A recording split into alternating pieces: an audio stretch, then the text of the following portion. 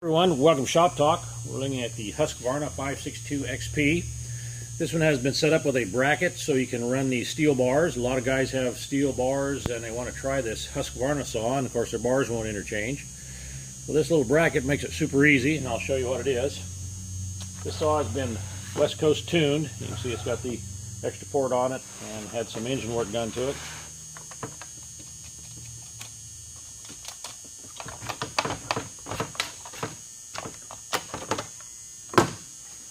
See, the steel bar fits on there nicely.